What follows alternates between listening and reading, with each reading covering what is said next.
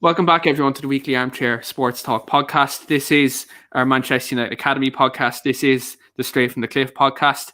And this is our second episode of our Manchester United podcast here today, Academy podcast. So, again, as we said, if this is your first time tuning in to this podcast, this is going to consist of all things Manchester United from under 23 to under 18 level, as well as all the latest, we'll be doing game reviews, game previews, tactical breakdowns, development, all these type of things on this podcast. So if you're watching for the first time, of course, do smash a like in the video, do hit that subscribe button down below, Shane, and hit the bell notification on your way out. So anytime we do go live, whether it's this show or any other, you will receive a notification when we go live, essentially, or when the video is ready to go. I'm joined here by Shane Dowley, as always, here on the Straight from the Cliff podcast.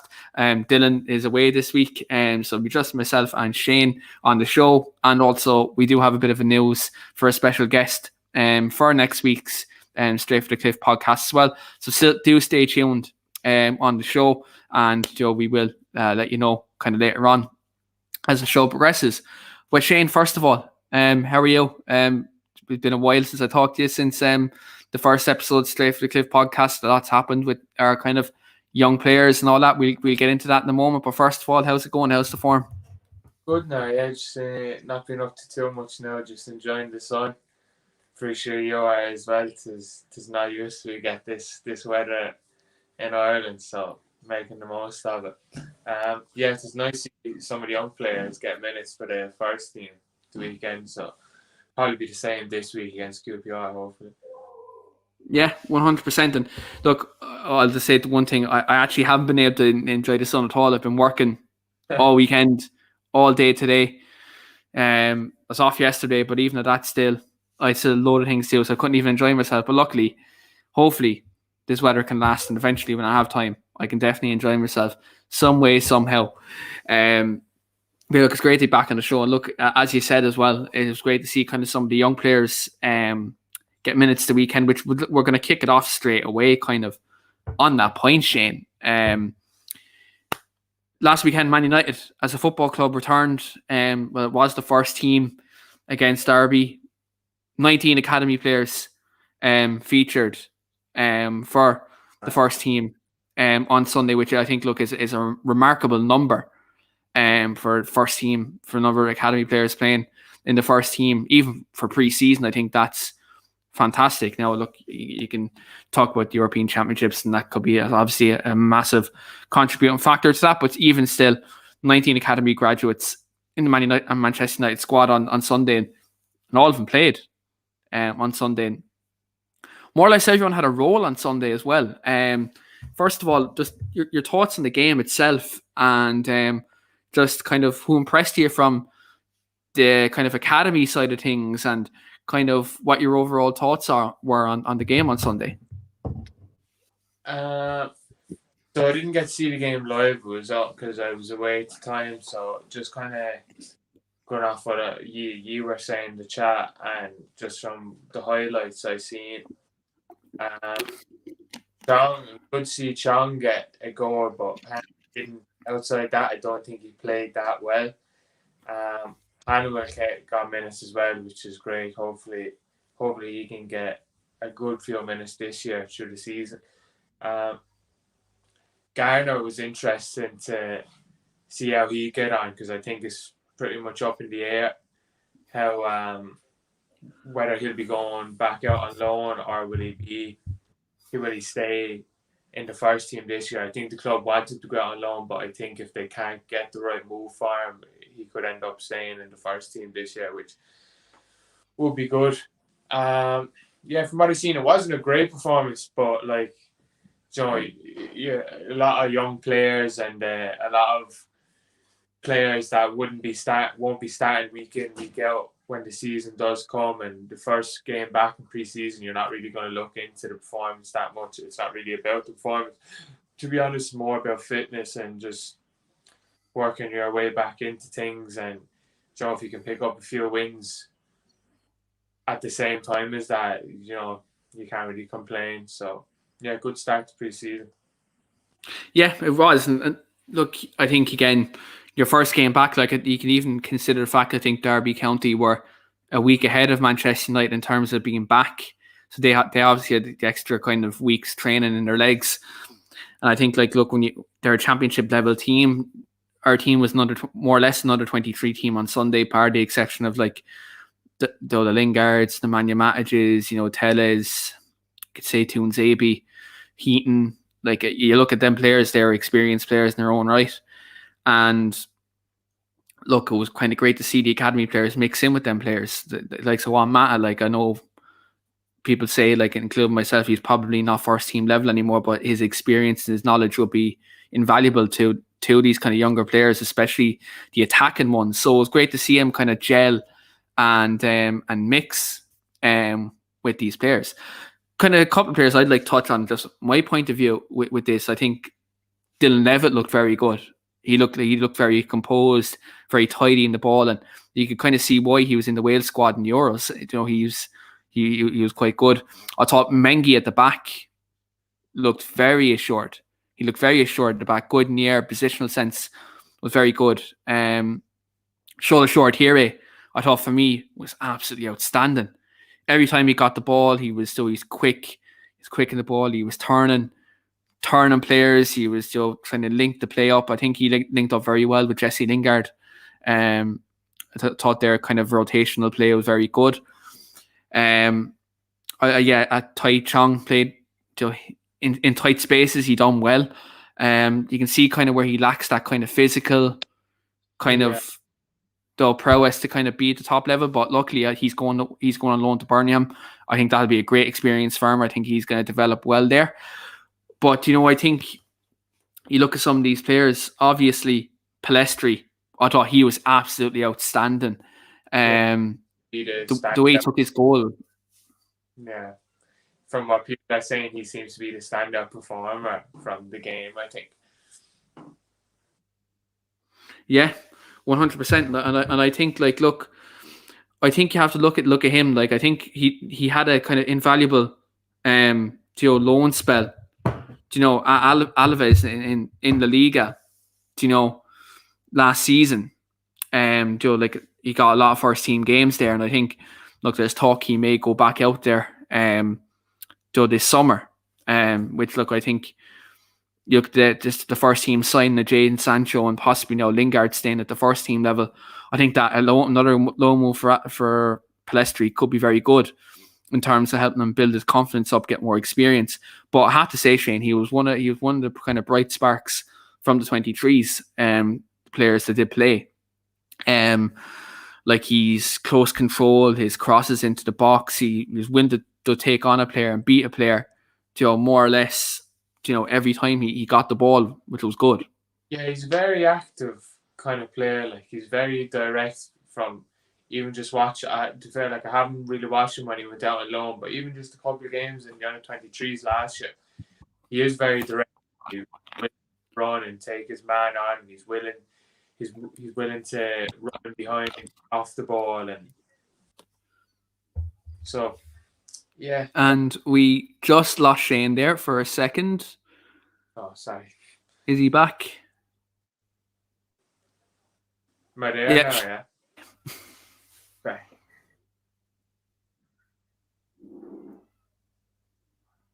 So, Shane, just continue your point there on Palestri. So I was just saying, like, he's very kind of aggressive for a young player that, like, I didn't watch him when he was on loan last year, but just a couple of games in the under 23s, he's very direct and willing to run at his man, and even off the ball, he's willing to run him behind and stretch the defence. So, it's good for a player to kind of be that interested without the ball at such a young age. So that's good. Yeah, and a comment comes in from Victoria's Secrets with regards to him as well. First of all, welcome back to the show as always. Palestri was excellent. Would like him to get a loan move to an English club and climb his English football rather than go to a club abroad. Yeah, look, I think that could be good from, like, similar to I kind of made that point on Tai Chong. I think you look at Chong, I think he done well at Club Brugge. And who's the other club? Didn't he go to Werder Bremen last summer on loan as well? Like, I think that was good experience for him to kind of, really develop his game. But I think it'd be great to see kind of maybe Palestri get a loan to an English club, maybe to a championship team next year as well. I know it's looking like he's going back to Spain, but it'd be great to see him kind of get a loan to the championship and maybe develop that physical side, but also the technical side, because the championship is a very good league. Yeah, I think the football side of it makes sense, but I think he's 18, so to send him out on loan to someone by himself, like I know United is a new club to him as well, but there was reports that Cavani was there, kind of having the arm around his shoulder and was kind of mentoring him a bit, like, because they're both Uruguayan, so he had someone there. So I think to send him out on loan to an English club, it could be very lonely off the pitch for him. Whereas I know, I'm not actually do Uruguayans speak Spanish, or what would it make more sense? I could see, if that's the case, I could see why he would be going on loan to Spanish, because the culture would be more similar to countries than England. Just I completely get the comment, and it makes perfect sense for the football side of things. But I also think he needs to mature. He speaks perfect English, though.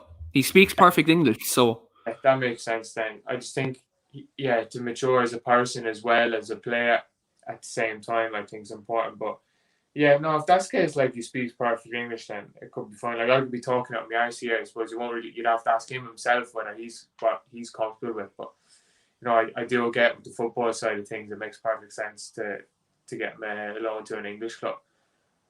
Yeah, 100%. Look, for me, if I had my way, he'd be going to Birmingham alongside Chong. I think Birmingham, when you look how they develop young players, Jude Bellingham is obviously probably the biggest example kind of out there in the last kind of couple of years. I think that Chong going there is going to be a great move. I think Palestri, I know we're going to touch on kind of the loan system and how United could maybe utilise that for some of the 23s. Lingard had a good loan at Birmingham as well. Yeah, so really good loan. Joe Hart, I know he's not a Man United player, but Joe Hart, when he went there, developed there and then became a Manchester City first team player kind of following that. So it's definitely a gateway for kind of under 23 players from Manchester to go there, because again, they're not too far away from each other either. So culture wise, still move wise, it wouldn't be kind of the hardest kind of thing.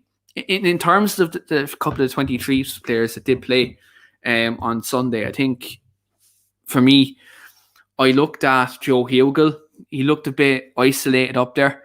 I know he came off because we need to get the extra sub on. He only got, I believe, it was about 35 minutes. He got 30 to 35 minutes in the second half. Looked quite isolated up there. But again, I think that kind of came down to the way we were playing. It probably didn't suit him. Kind of the style of playing. Look, he was up against two very physical centre backs, which look, at the age of 18, I think is a massive ask. But this is where the pre-season is there to kind of, I suppose. Yeah, especially in the game when you're making that many changes, the performance is going to be dysfunctional. Especially then if you're a striker and you're very much a target man or a kind of poacher, someone who's not going to drop into the middle and force his way into the game. Hugo's not going to do that. He's going to rely on service. So when you're playing the team that's kind of looking for fitness and isn't used to playing with each other, it's going to be hard to get into the game. Yeah, 100%. And I think, again, I kind of felt sorry for him almost, because the talent is there 100%. And I think, look, there's plenty of games to come. I think QPR will be they're less kind of physical team than Derby. So I think you may see a bit more of Joe Hugel this week. I think the way Ollie will rotate, he'll want to get some of the players who maybe didn't start against Derby to maybe start against QPR, though, to get them more minutes and kind of get more of a look at these players. So Anthony Elanga as well, he was a player who looked dangerous. He's quick, he's agile, and I want to see a bit more of him in this pre-season, because he wasn't a player that was really on my kind of radar until he came into the first team spot for that Leicester game, and he's impressed me since. He looks like a player who can definitely drive and develop. Yeah, definitely, yeah. 100%. Shane, kind of touching on kind of the second topic of the night, really. We spoke about this last week, kind of Manchester United's academy, how we spoke about our recruitment policy and kind of how that's got better in the last kind of 4, 5, 6 years in the way the academy has been run. News came out, reported by Stretty News a couple of days ago. Manchester United have potentially swooped in ahead of Chelsea for a Liverpool under 16 and under 18 midfielder Ethan Ennis, highly thought of at under 18 level. He's 15 years of age, getting into an under 18s team. I think that can tell you everything you need to know in terms of the talent level, especially at Liverpool, where their academy is very good as well. Looks like Manchester United are swooping in, getting a player from Liverpool, Ethan Ennis, and looks like we're looking to get him in there for Manchester United's under 18s team. When you kind of look at Ethan Ennis and you look at kind of the situation that we're getting him from a direct rival in Liverpool, does this kind of transfer, not so much, let's say, the quality of player, like, because look, we never know what can happen when a player goes from one club to another in terms of the different surroundings, different settings, different tactics, managers, the whole lot. But if you look at this particular transfer, like going from Liverpool to Manchester United at academy level, does this type of transfer show that we still have the biggest pull at academy level in the country at the moment?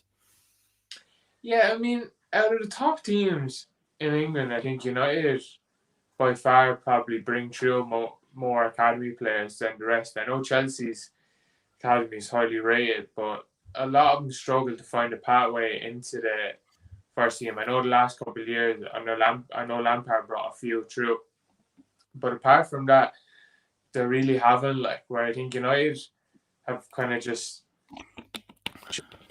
long. There's always going to be a pathway into the first team. I think that makes a lot of sense for young players. On that, young players that are signing for United and go and play in the academy. And as well as that, I think I like the model United are doing with the recruitment to the academy, is that they're just trying to get as many as these highly rated prospects as possible. Kind of like what Chelsea used to do, is if you buy up enough of them, that you will get a good return. Like a certain amount are bound to break through, and even the ones that don't, you'll be able to sell them on for a profit. Yeah. So, you're improving your chances of finding a gem to break through by gathering up all the young talent. Yeah, 100%. And one thing I'd say about this transfer just in particular, and it kind of stems in with kind of the way our academy structure has been kind of run in terms of recruitment in the last kind of 4 or 5 years, is you look at Charlie McNeil, you look at that transfer from Manchester City direct to United. When you look at how much City are pouring into their academy, they're trying to kind of apply the same blueprint of what United are. You look at the way Chelsea is, because Chelsea are in for Ennis as well. And you look at Chelsea's pull at academy level, it's great. I think at the moment, when you look at the way Manchester United's academy structure is, I think we have the most appealing academy in England by far. By far. I'd say by quite a distance as well. Because you rightly said, the pathway from academy to first team is there. The evidence is there when you look at the last 4 or 5 years. You look at the McTominays, the Rashfords, the Greenwoods, the Williamses of the world. These players have come in. Even players that aren't getting into the first team and they're going out on loan. I think with other clubs, a lot of the team is almost forcing them out on loan to get them off the books, that it's not a problem. So that they're not being under pressure to give them minutes in the first team. So they're kind of just pushing off the problem. Whereas I think United, they kind of, when they're putting a player out on loan, they won't just take the first offer. They'll look at the offer and see what's best for the player. I think it was with Garner last year. He wasn't getting minutes at Watford. They took him out of there, sent him to Forest, and it worked out very good for him. I think Williams last year, it was rumored he was going to go out on loan, and they had a few offers, but they didn't just send him out to anyone. He didn't end up going out on loan because they wanted to find the right loan for him. And there's been a few players like that. It was the same with Chong last year. I think it was a Werder Bremen he wasn't playing, and then he went to Club Brugge, and now he was doing well there the second half of the season. So I think all of that kind of matters, like that. If you're a young player coming, that there's a pathway through to the first team, and that if you're going to have to wait for your time, the club is going to look after you as well. So they're going to care about your development, even if you're not going to be developing in the first team. They're going to take an interest in where you are developing out on loan at other clubs, which is important. Yeah, and I think Ole Gunnar Solskjaer is a massive, massive part of that. Mike Phelan, Dempsey, obviously Justin Crocaine has come in recently. Eric Ramsey, who we're going to touch on in a couple of moments as well. Like, the structure there is really good in terms of the youth players. And I think you've rightly said it, the way kind of these players have been, the club really think about where's the right place for them to go. It's not just loan them out and get them off the books so we can bring more transfers in for the first team. It's not like that like other clubs do. And I'm not throwing shade at some of these other clubs who do that, because some of them are people we know support them football clubs. But like what we do with our loan system with these players, you can see there's a pathway, and they go to teams where they're of a decent level, but also, it's a good setup, and it helps benefit the player. So I think you're absolutely right in that sense. And look, it's going to be great to see kind of where some of these players who've come back from loan, like you mentioned, James Garner, who, look, for me, I think could be a bit too soon for him to go to the first team, but you can see kind of, where his level is at. Like, you can see his potential. Like, when he went to Nottingham Forest last year, you look at the midfielders' statistics in the Championship for most passes completed, most tackles, distance covered. You look at all these type of things. James Garner was right up there in the Championship last season for that. Considering he was at coming from the under-23s to the Championship, in my opinion, probably I know the Premier League's the best league in England, but the Championship's probably the toughest. Like, it's a 44-game season. You're 24 teams, like all different types of opposition. To see him kind of come in and really in that second half of the season develop. Garner's there's a lot of these players. It's a tough one, Garner, because anywhere he's been playing, it's almost been like easy for him. In the under-23s, it was so easy for him. You could tell that he was gone beyond it, that he needed a loan, and now he's performed really well out on loan. So you don't know if he's ready for the first team or not. Maybe he needs to get another loan closer to the level, so you have a fair idea.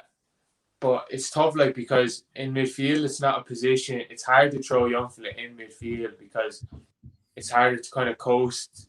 You can, and there's other positions where you can have experience head beside you, and just him talking through the game will get you through the game. Where I think there's less hiding in midfield, and I think looking at all the players Ollie's brought through, I think centre midfield and centre half is probably the fewest positions he's let young fellas play in, because it's through the spine and there's no hiding there, and it's tough. It's just tough for a young fella to play in them positions, So I get that. It's just a funny one for Garner, whether it's hard to tell if he's ready for the first team or not.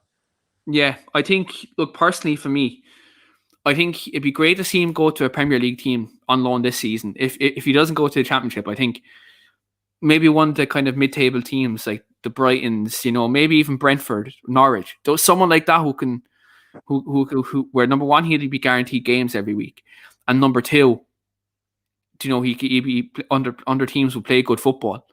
Yeah, the last thing I'd like him to do is go to a team that doesn't play good football, because that would really hamper him, Could be similar to Henderson. Henderson performed for Sheffield in the Championship, and then he had that good season in the Prem, and that made United's minds up then to bring him back the following season. So hopefully Garner, he had his good season in the Championship. Hopefully he can get a loan move to a Premier League side, and then if he performs well for them this year, that kind of force United's hand to bring him back. I think that'd be a proper pathway for him as well, because then he has kind of the experience then where he can get called up next season, and then there's the opportunity then to him to play kind of in that defensive midfield role, or does he come in and play box to box, or look, there's so many different opportunities. And I think you look at other players like Hannibal is linked with a loan move to Galatasaray. I think, look, that's a massive step for alone. But he's a very talented player. But for me, I selfishly want him to stay at the 23s and being around the first team, because I think there is game time for him there next season. For me, I think like he's already like, I don't know, man. I really prefer him to be getting minutes over the likes of Mata and James, you know. But even Lingard, like, because I know Lingard at this stage is not good enough for United. So I don't know. It's kind of frustrating. But if that is the case, Galatasaray I think is a good move. For him, it's a good level for him to be playing at this stage of his career. So can't complain too much still.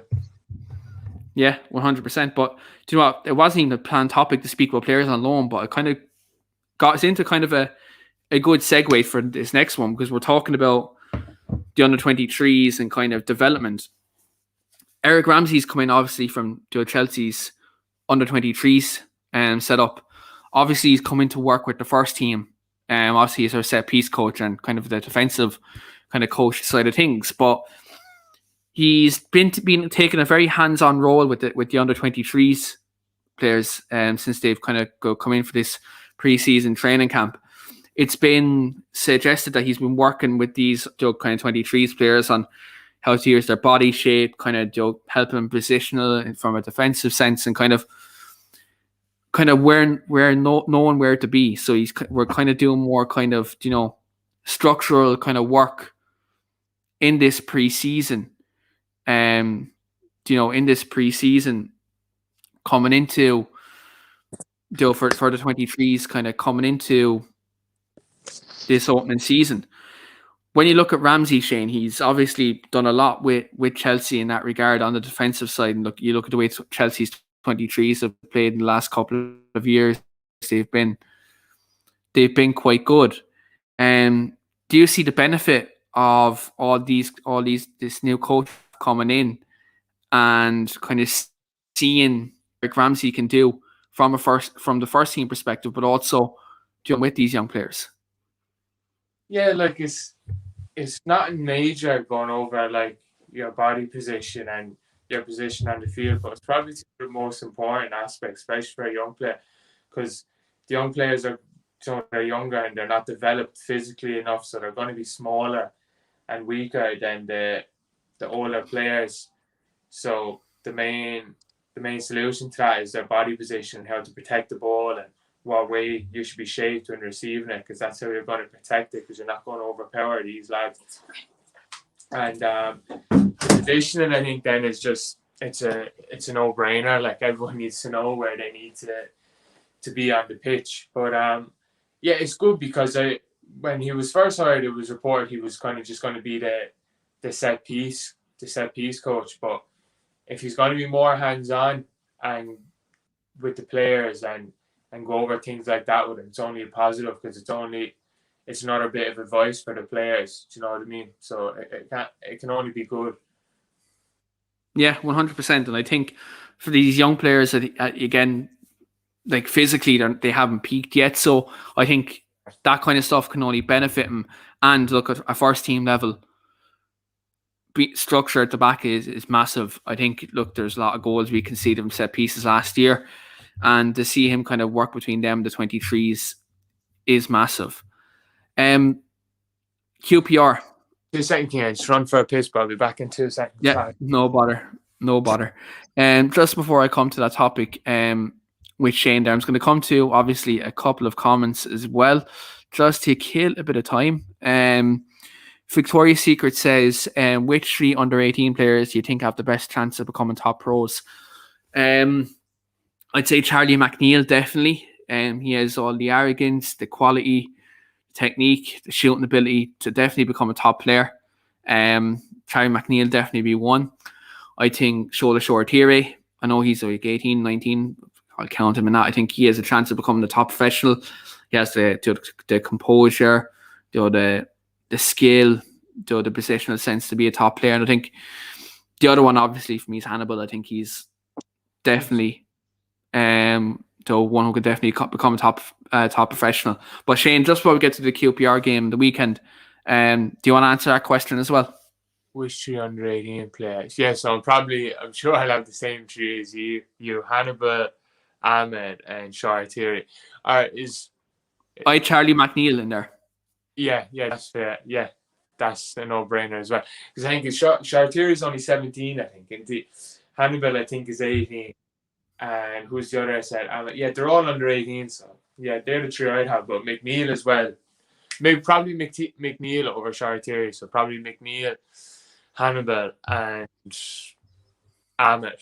Probably my three picks. Yeah, 100%. And they're definitely all players with very high ceilings. I just can't wait to see them all develop. Definitely. And look, Decky Hogan has great point in terms of centre backs.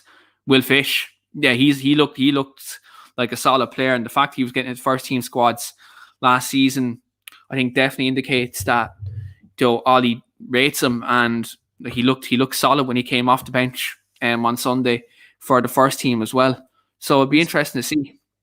Reece Devine is probably low key is one I really rate as well, to be honest. That one more high, but anytime I watch him, he looks good. Yeah, he's kind of a no-nonsense defender. He doesn't do all the fancy things, but he's just solid. Like Reece Devine is solid. Like, and Fernandez, I think we signed him off Madrid. He's another left back.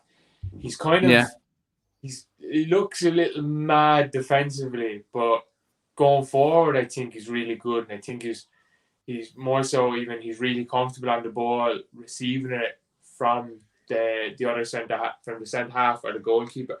He's comfortable playing it out from the back, so I kind of like him. But it is obviously it is wary how poor he is defensively, but I think that could come with age. That could just come with coaching, because you can tell he does have some natural ability going forward.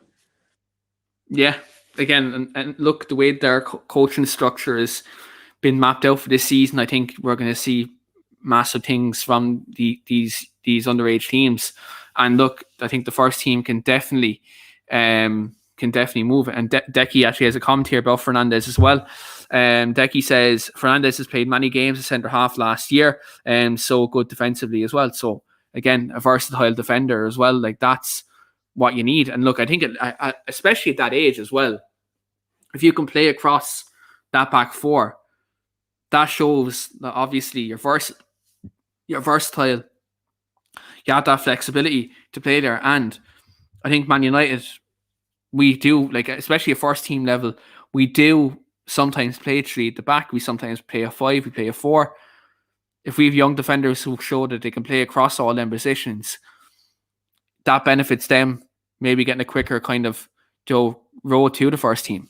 A lot of them under 23s showed good versatility last year, because like we were saying on the pod, they were hit with a really bad set of injuries, and players having to play everywhere. Devine and Fernandez are both left backs, and they had to play a centre back a stage last year. Galbraith had to be moved from midfield to play centre half as well. Right back as well. Yeah, they all done relatively well, but that's just, it's good that it's good to show that versatility, because that happened quite a bit through the season between injuries, and a lot of the under 23s, a lot of time they are missing some of their best players because they are going away with the first team. Yeah, 100%. And again, look, I think you look at this, it can only benefit him. And these tough situations you have at this level, defensive crises, and you get put into these little positions, and it kind of shows a test of character.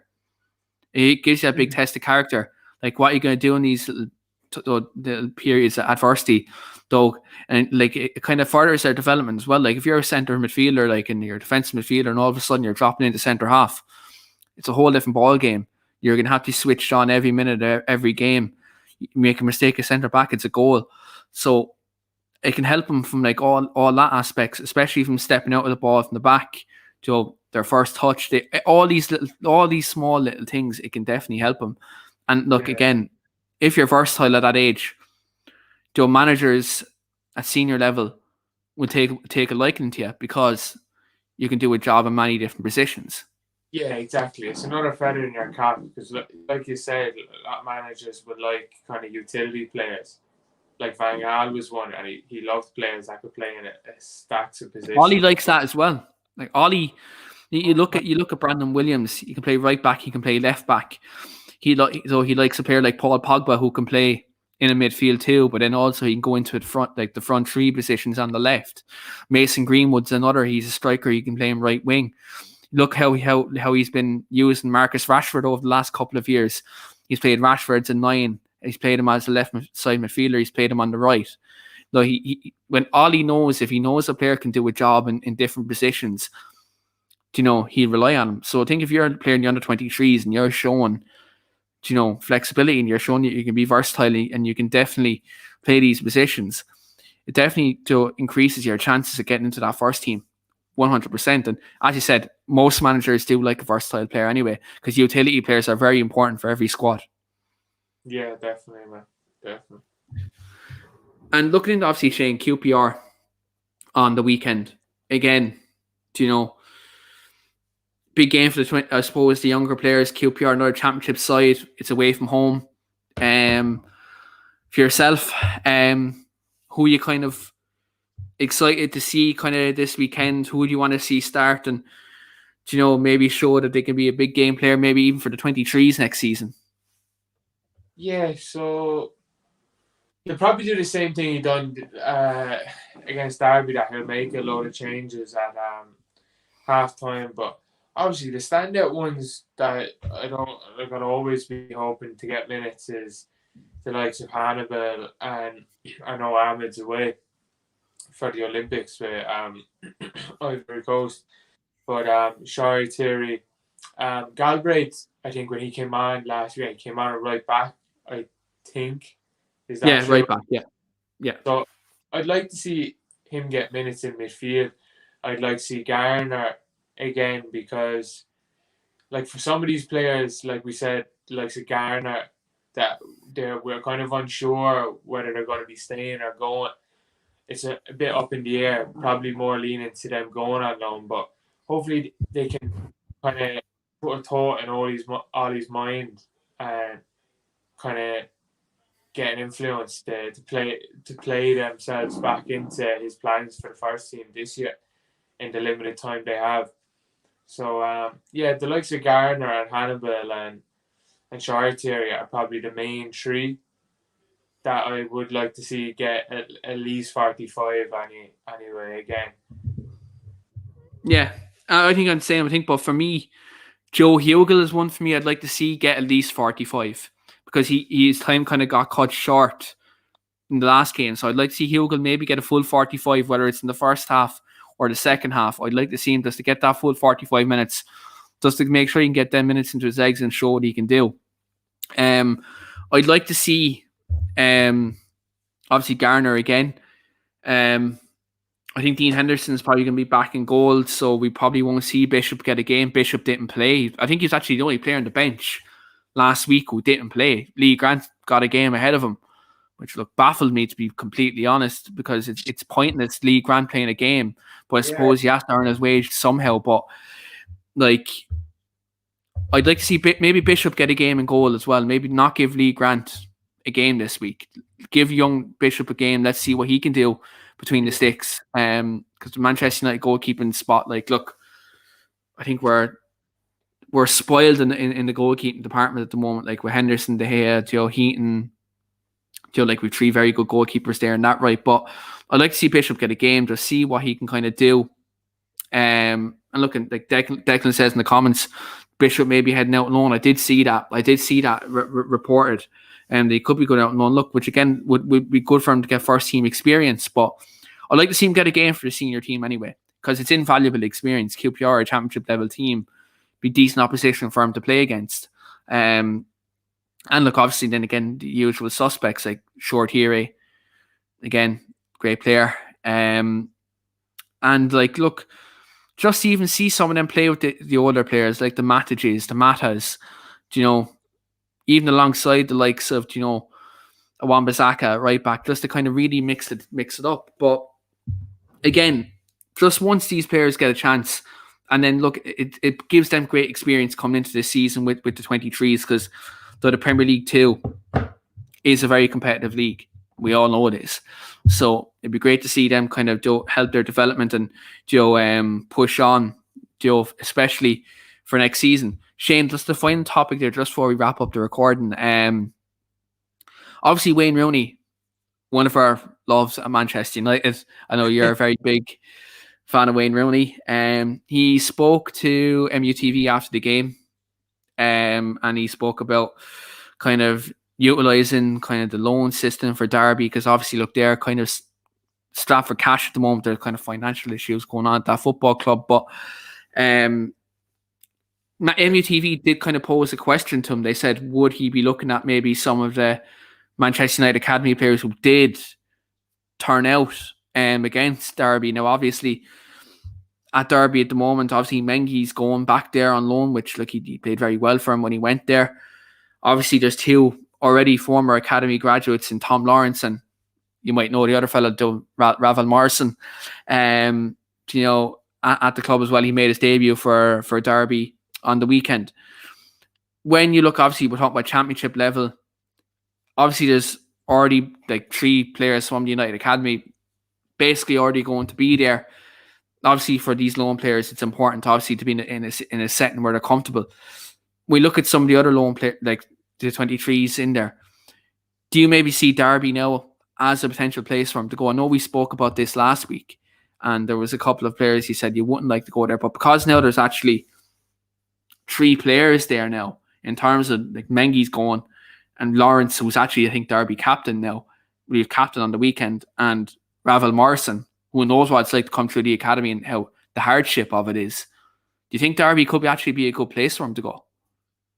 Yes, it's tough. It's kind of like the opposite of the point I made on Palestri at the start of the show, where I said the football reasons would make sense, but for his own personal reasons it wouldn't. And I feel like that's then the opposite to this situation, where it would make sense personally for these lads to go alone to Derby, because you're kind of surrounded by United men and ex-United men that would look after you.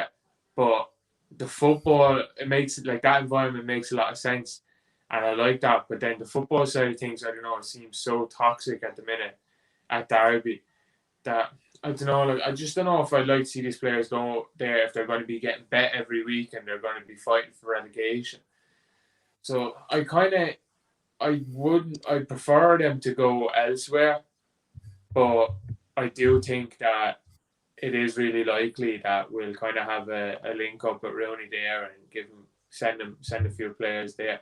But hopefully he proves me wrong, because I'd love if he did. I want Rooney to do a good job at Derby and be really successful, and if you can help him anyway, I'd love that too. So yeah, I'm not sure. Yeah, I think if you give Derby maybe 1 or 2 of the 23s players, it could help him win games of football, because there's very talented players there. So it could go hand in hand. Reese Russell mentions here in the comments, says, hope we can take advantage of the loan system, take advantage of Derby and Salford. I know there's some of the players like who are probably not championship level yet in their 23s or 18s. Would you maybe like to see us maybe even sending a couple of players down to Salford in League 2 maybe to maybe get some experience?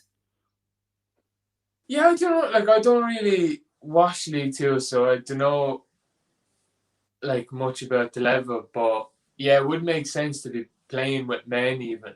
You know what I mean? If they're not ready for the championship, and same like we were saying, you're going to have United lads there that are going to look after them. So it does make sense. I know, like, it's League 2. James Wilson, who was in the academy, is there too as well. Yeah. So, like, I know it's League 2, so you might be saying, like, oh, the level is shit. But, like, it does say a lot just even playing. If you're a young fella, like 16, 17, 18, like, just playing with men week in, week out will bring you on lows, because it makes you grow faster. It makes you physically, like, it just makes you grow into your man body a lot quicker, and that will help you down the line. Yeah, and just come to 2 comments with this as well. I think the first one Declan is mentioning is in reference to Mengi at Derby. He says, I think it's a good move for him, playing beside Jagielka, doing the world a good pro. That because they signed Jagielka from Sheffield United as well since Sheffield United went down. If only Rio Ferdinand and Manjovic got the same opportunity, but if only they got to play Jagielka, we would have been a lot better off. Oh yeah, I remember that fiasco with David Moyes showing him videos of Jagielka and Distan. That was a farce. And all this in reference to Salford City. Deschamps Bernard had a pretty good time with Salford last year, but got a few injuries. Yeah, he did play. He came on actually as well in the second half against Derby. He actually looked quite solid. So maybe League Two would be a good spot to go. Reese also just contributes and says Deschamps Bernard played there. Just thinking Salford, as much as it's such a physical league, it would help indeed. Yeah, it would. And again, like, you have all the United lads there. Obviously, the Nevilles, the Scholes, Joe. Obviously, Nicky Butt has a kind of something to do with the club as well. And Wilson, Bernard was there last year. Like, there is that Man United link there. So 100%, I think Salford could be a road. It is good to get these links with clubs like that. You can, like little feeder clubs, you can send your young players out because you know they're going to be looked after.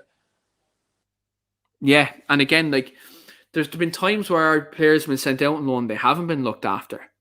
There has been times like that.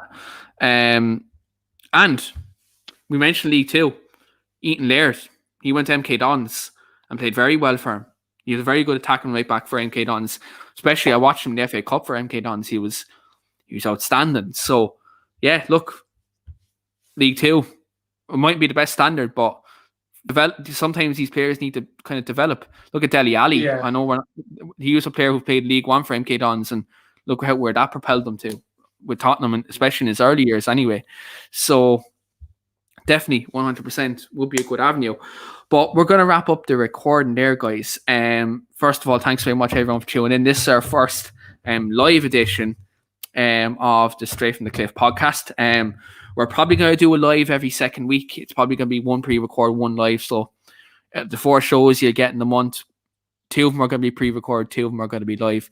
Just depends on kind of what the situation is and kind of where we're going to go with it. Next week, we are joined by a guest on the podcast next week. Obviously, myself, Shane and Dylan.